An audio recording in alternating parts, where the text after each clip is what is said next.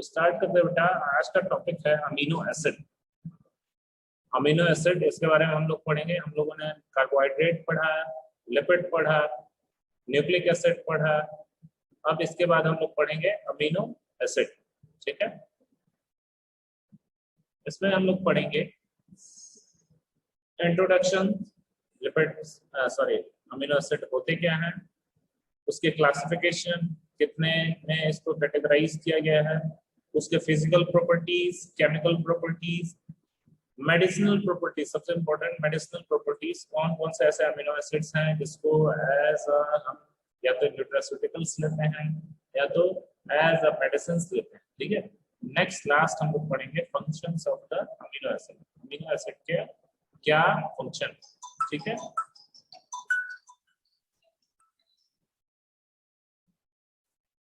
तो स्टार्ट करते हैं।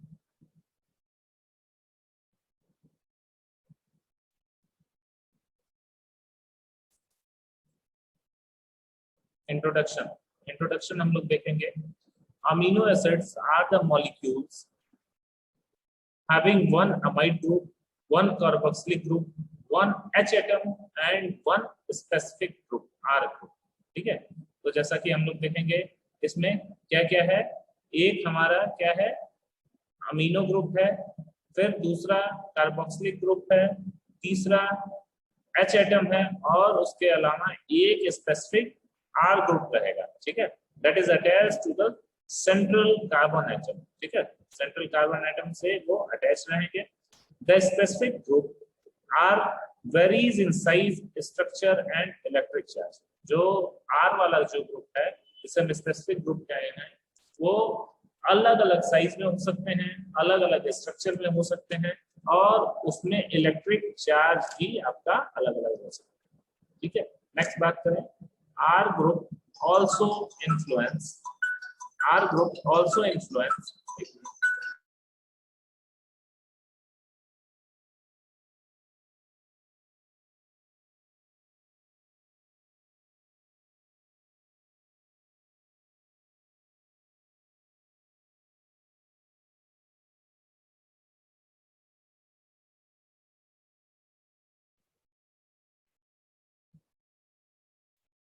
तो हम लोगों ने पढ़ा कि जो भी स्पेसिफिक आर ग्रुप है, वो उसमें जो भी हमारा स्ट्रक्चर है, उसका साइज है, उसका इलेक्ट्रिक चार्ज है, इसमें वो आर ग्रुप डिफर करते रहेंगे। ठीक है, R group also influence the solubility of amino acid in water.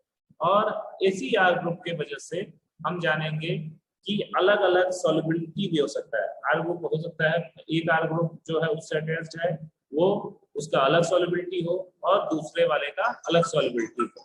ठीक है, फिर नेक्स्ट बात करेंगे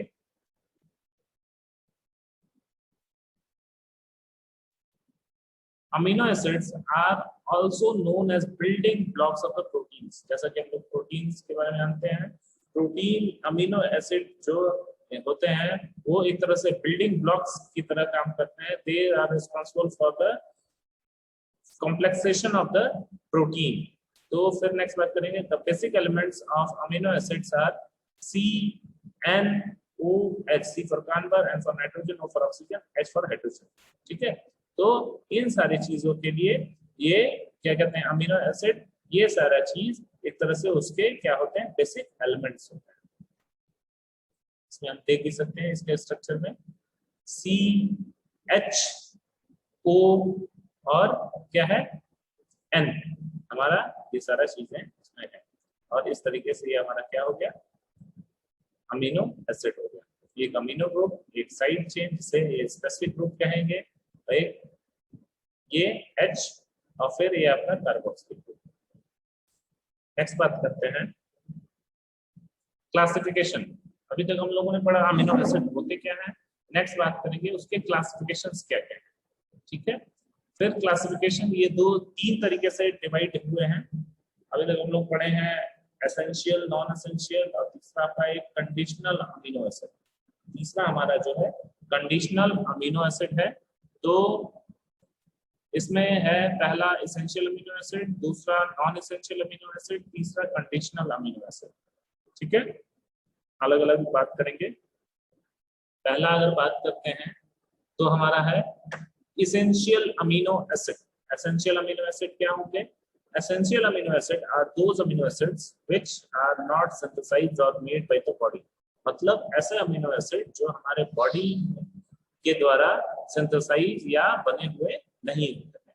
it is supplied through our day to day diet. ये हम अपने डाइट में ही इसे खाते हैं और इस तरीके से ये एसेंशियल अमीनो एसिड हम एक्सटर्नली मतलब हम इसे बाहरी तरीके से खा के हम अपने बॉडी में इसकी रिक्वायरमेंट को पूरा करते हैं। नेक्स्ट है it is required for proper growth and maintenance of the individual. ये प्रॉपर ग्रोथ और मेंटेनेंस मतलब बॉडी सिस्टम को मेंटेन करने के लिए एसेंशियल अमीनो एसिड की जरूरत होती है और बॉडी सिस्टम के maintenance as well as they are also used for the proper growth and development of the body. Next है अब एसेंशियल अमीनो एसिड्स में क्या क्या आएंगे। अब इसके फर्दर सब डिवीजन किया जाए तो कौन कौन से ऐसे अमीनो एसिड्स हैं जो कि एसेंशियल अमीनो एसिड कहलाएंगे। इसमें आएगा पहला valine, histidine, isoleucine, leucine, lysine, methionine, threonine, tryptophan and phenylalanine. तो ये सारे जो हमारे हैं फिर से एक बार देख लेते हैं। Valine, histidine, isoleucine, leucine, lysine, methionine, threonine, tryptophan and phenylalanine. तो ये सारे हमारे क्या हैं? Essential amino acids.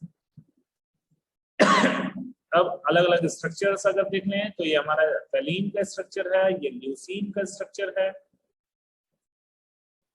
तो इसका अगर एग्जाम में आता है तो एक दो स्ट्रक्चर भी बना भी सकते हैं। ठीक है, नेक्स्ट हम बात करेंगे एसेंशियल अमीनो एसिड के बाद नॉन एसेंशियल अमीनो एसिड। अब नॉन एसेंशियल अमीनो एसिड्स क्या होते हैं हम पढ़ेंगे। Non-essential amino acids are those amino acids which are synthesized or produced by our body even we don't get it from our day-to-day diet। अब non-essential amino acid ऐसे amino acid होते हैं जो कि हमारे बॉडी में ही सिंथेसाइज होते हैं। ठीक है, हमारे बॉडी में ही सिंथेसाइज होते हैं और ये हम अपने डाइट से उसे नहीं पा सकते हैं। ठीक है, अब इसमें अगर further non essential amino acid का कैटेगराइजेशन किया जाए तो इसमें है alanine, arginine, asparagine, aspartic acid, cysteine, glutamic acid, glutamine, glycine, proline, serine and tyrosine. ठीक है, तो अलग अलग हमारा अमीनो एसिड सबसे पहले दो फॉर्म में डिवाइड हुआ है। तो हमने एसेंशियल अमीनो एसिड में पढ़ा हमारा वेरियस कितने तरह के होते हैं आप गिनेंगे तो 1 2 3 4 5 6 7 8 9 10 9 3 3 6 3 9 9 हमारे होते हैं एसेंशियल अमीनो एसिड और बाकी हमारे होते हैं नॉन एसेंशियल अमीनो एसिड। तो नॉन एसेंशियल में देख लेते हैं 1 2 3 4 5 6 7 8 9 10 11। ठीक है, उसमें 9 और इसमें 11, तो टोटल कितने हो गए 20, जिसमें से 9 एसेंशियल अमीनो एसिड और 11 नॉन एसेंशियल अमीनो एसिड। ठीक है, तो इसमें फिर से एक बार देख लेते हैं क्या क्या है। Alanine, arginine, asparagine, aspartic acid, cysteine, glutamic acid, glutamine, glycine, proline, serine and tyrosine. तो ये सारे जो हमारे हैं नॉन एसेंशियल अमीनो एसिड कहलाएंगे। ये सारे जो हमारे हैं नॉन एसेंशियल अमीनो एसिड कहलाएंगे और फर्दर इसका कुछ अलग अलग स्ट्रक्चर में भी इसको बना के दिखा सकते हैं। ठीक है, नेक्स्ट बात करेंगे। अब ये तीसरा है जो नया है conditional amino acid. Conditional amino acid हम देखते हैं क्या है। Conditional amino acid are that type of amino acid which are not essential except in times of illness or stress। Conditional amino acid ऐसे अमीनो एसिड होते हैं जो कि जरूरी नहीं होते हैं। किस टाइम में जरूरी नहीं होते हैं? That amino acid is not essential except in the time of the कौन से टाइम में? उस टाइम को छोड़कर कौन से टाइम के? इलनेस, मतलब जब बीमार इंसान रहता है या स्ट्रेस में रहता है, ठीक है। तो ये है आपका arginine, cysteine, glutamine, tyrosine, glycine, ornithine, proline और सेरिन। मतलब इसको कंडीशनल अमीनो एसिड उसी क्या कहते हैं, essential as well as non essential amino acid में से निकाल के कुछ इसमें अमीनो एसिड्स हैं जो जिसको कंडीशनल अमीनो एसिड कहा गया। तो फिर से एक बार देख लेते हैं, conditional amino acids are that type of amino acid which are not essential except in times of the illness और स्ट्रेस, ठीक है। और ये ऐसे अमीनो एसिड हैं जो इलनेस और स्ट्रेस में काफी एसेंशियल रहते हैं, ठीक है।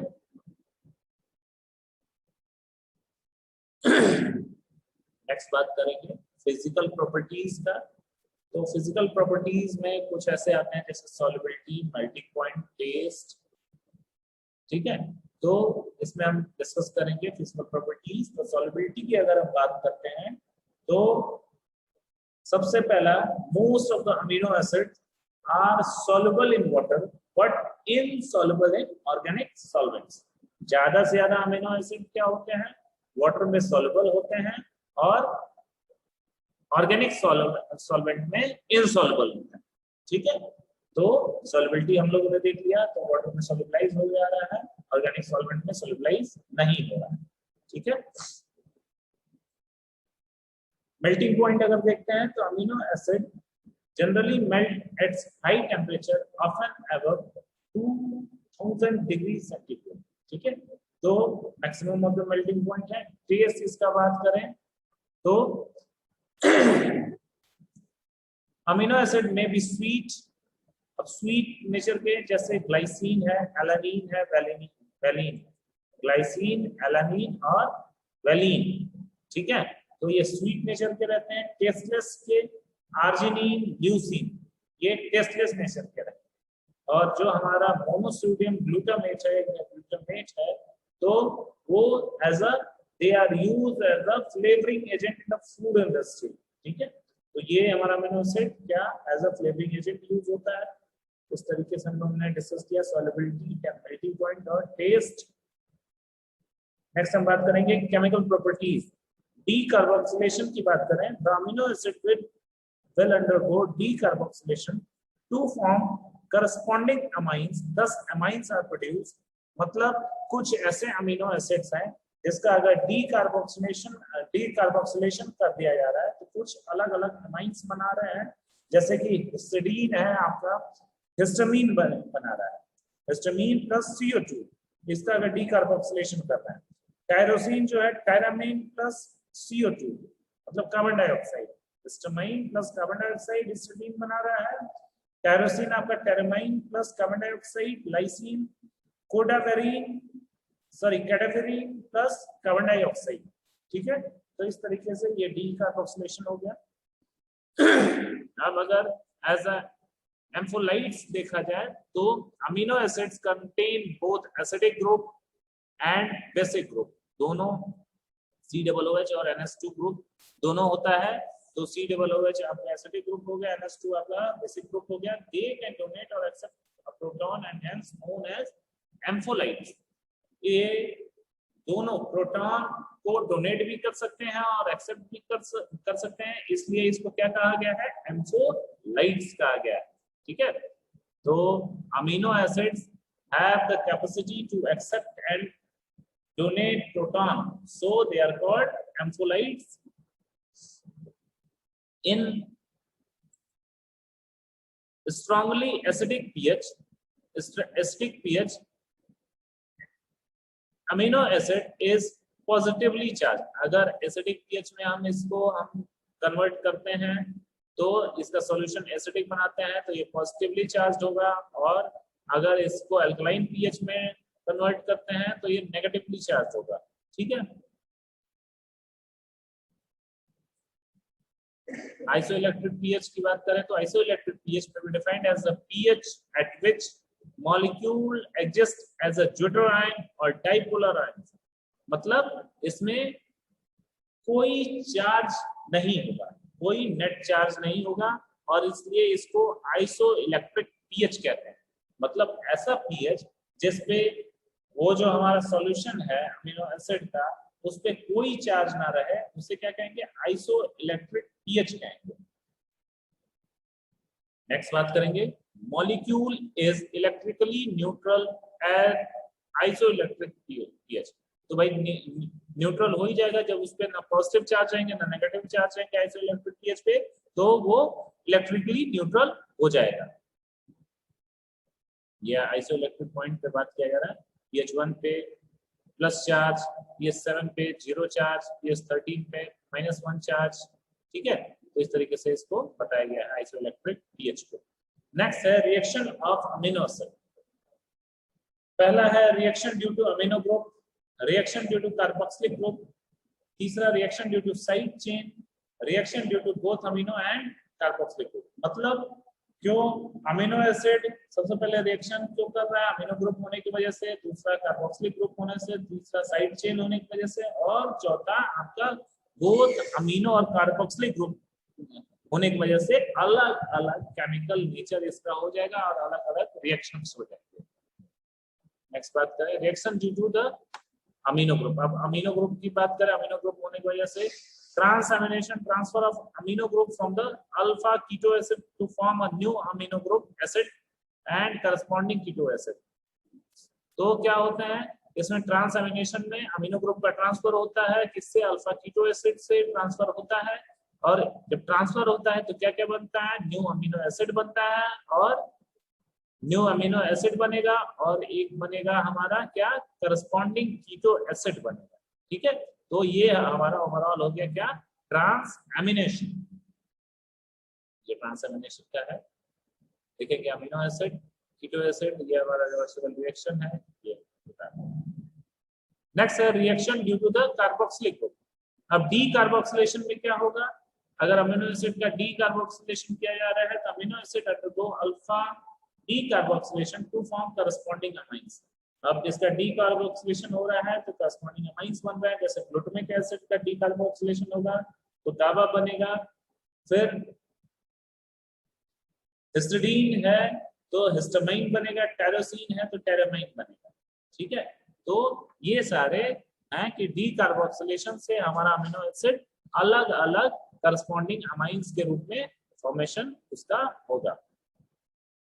अब reaction due to the side chain की वजह से क्या होगा, reaction due to the SH group, formation of sulphide bond.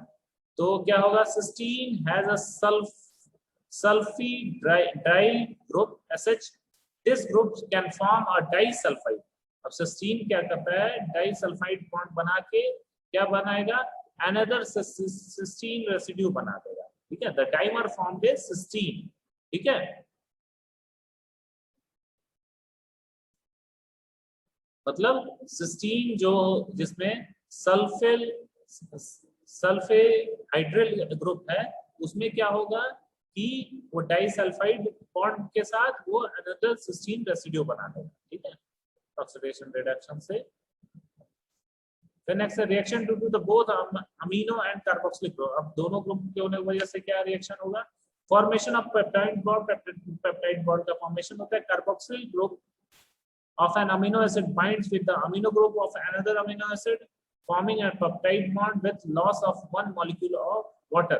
तो ये क्या कहते हैं, कार्बोक्सिलिक ग्रुप अमीनो एसिड का दूसरे अमीनो एसिड के अमीनो ग्रुप से बाइंड करता है, जिसमें जो पेप्टाइड बॉन्ड का फॉर्मेशन होता है और इसमें वन मॉलिक्यूल ऑफ वाटर का लॉस होता है। लास्ट हम बात करेंगे medicinal properties of amino acid. Amino acid के क्या क्या मेडिसिनल प्रॉपर्टीज हैं। तो amino acid is used for the treatment of brain metabolism and neurotransmission imbalance. तो ये दो तरीके के ट्रीटमेंट में काम आता है अमीनो एसिड हमारा, brain metabolism as well as neurotransmission imbalance में ये के ट्रीटमेंट में ये काम आता है। दूसरा है an important key for the application of immune system। immune system को भी ये हमारा अमीनो एसिड बूस्ट करता है। तो it is used for the boosting of the immune system, ठीक है। नेक्स्ट है it is used in the treatment of liver disease. Liver disease के ट्रीटमेंट में हमारा अमीनो एसिड का यूज होता है। फटीगनेस, फटीगनेस मतलब आलस वगैरह जो भी आ रहा है, तो आलस ये कोविड ये ट्रीटमेंट में इसका यूज होता है। नेक्स्ट है इन कैंसर प्रिवेंशन, कैंसर ना हो इसके लिए हम अमीनो एसिड प्रॉपर डाइट में लेते हैं, तो कैंसर होने के चांसेस काफी कम हो जाते हैं। नेक्स्ट बात करेंगे, it is used in the treatment of cardiovascular and gastrointestinal health. Cardiovascular और गैस्ट्रोइंटेस्टाइनल हेल्थ के लिए भी अमीनो एसिड हम लेते हैं। It is used in the treatment of burn, trauma and sepsis. Sepsis मतलब इन्फेक्शन, ट्रॉमा मतलब झटका या कह सकते हैं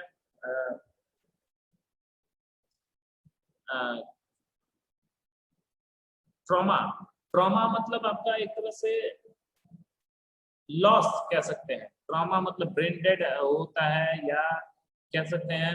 तो ये हो गया हमारा बर्न, ट्रॉमा और सेप्सिस, तीनों चीज में इसका अमीनो एसिड का हम ट्रीटमेंट करते हैं। नेक्स्ट है it is used in the treatment of maple urine disease. एक यूरिन डिजीज है मैपल यूरिन डिजीज, इसके भी ट्रीटमेंट में हम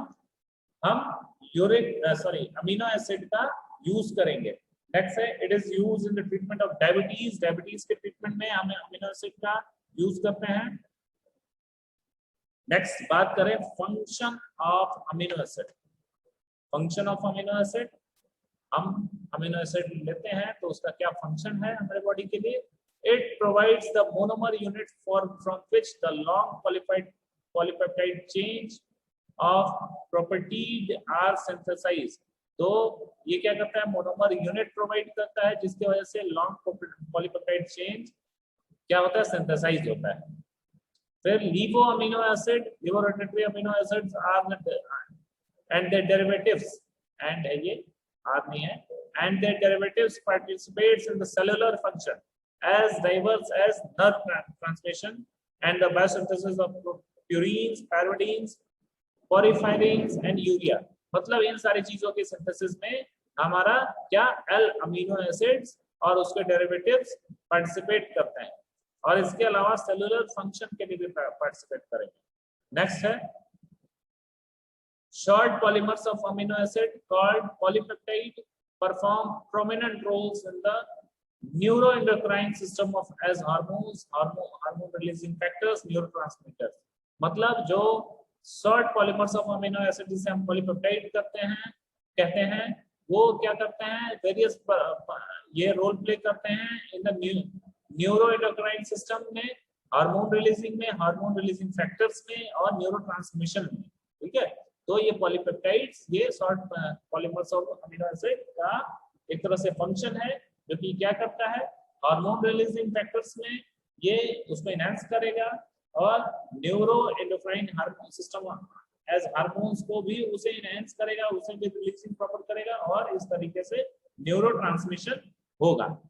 नेक्स्ट है हमारा niacin, serotonin and melatonin are synthesized from tryptophan. Tryptophan हमारा अमीनो एसिड है, उससे क्या क्या सिंथेसाइज होगा, नियासिन, सेरोटोनिन और मेलाटोनिन। तो ट्रिप्टोफैन से क्या सिंथेसाइज होगा फर्दर, सेरोटोनिन, नियासिन और मेलाटोनिन। सेरोटोनिन हमारा बहुत ही इंपॉर्टेंट होता है, ब्रेन में एक हार्मोन है सेरोटोनिन, ठीक है, जो कि मैसेंजर का काम करता है, जिससे हमारा perception, proper feeling, proper visual, ये सारी चीजें रहेंगे, ठीक है, सेरोटोनिन की वजह से। तो इन सारे नियासिन, सेरोटोनिन और मेलाटोनिन का ये फॉर्मेशन करता है। कौन फॉर्मेशन करता है, that is synthesized from the tryptophan.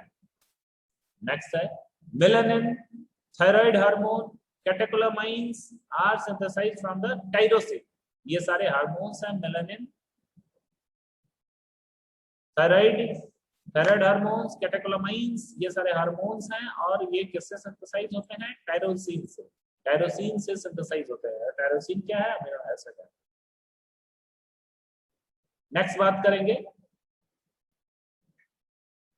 Gauba neurotransmitters is synthesized from the glutamic acid. तो जो गाबा है ये एक तरह से न्यूरोट्रांसमीटर्स है, ट्रांसमीटर होता है जो कि किससे सिंथेसाइज होता है, ग्लूटामिक एसिड से। ग्लूटामिक एसिड क्या है, हमारा अमीनो एसिड है, इट इज अमीनो एसिड। तो ग्लूटामिक एसिड से हमारा गाबा सिंथेसाइज होता है जो कि वो न्यूरोट्रांसमीटर का काम करता है। नेक्स्ट बात करेंगे, nitric oxide is a smooth muscle relaxant. Nitric oxide is a smooth muscle relaxant that is synthesized from the arginine. Arginine से हमारा नाइट्रिक ऑक्साइड सिंथेसाइज होता है, जो फर्दर नाइट्रिक ऑक्साइड किस रूप में काम करता है, इट इज यूज्ड एज या it perform as smooth muscle relaxant property. ठीक है, तो नाइट्रिक ऑक्साइड आर्जिनिन से सिंथेसाइज होता है जिससे वो मसल रिलैक्सेंट एक्टिविटी शो करता है। नेक्स्ट है last, amino acid acts as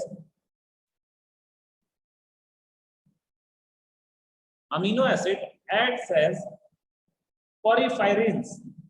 amino acid porphyrins के तरह काम करता है, प्यूरिन्स के तरह काम करता है और पैरामिडीन्स के काम करता है।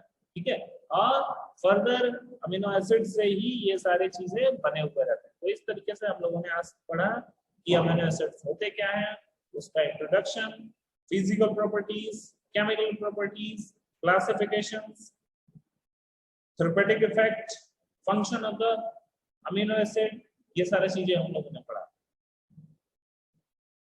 बाकी नेक्स्ट क्लास में डिस्कस करते रहेंगे।